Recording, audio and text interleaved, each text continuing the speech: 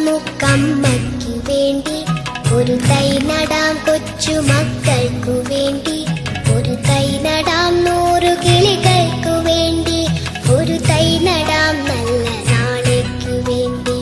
ഒരു തൈ നടാം നമുക്കമ്മയ്ക്കു വേണ്ടി ഒരു തൈ നടാം, കൊച്ചു മക്കൾക്കു വേണ്ടി ഒരു തൈ നടാം, 100 കിളികൾക്കു വേണ്ടി ഒരു തൈ നടാം, നല്ല നാളേക്കു വേണ്ടി.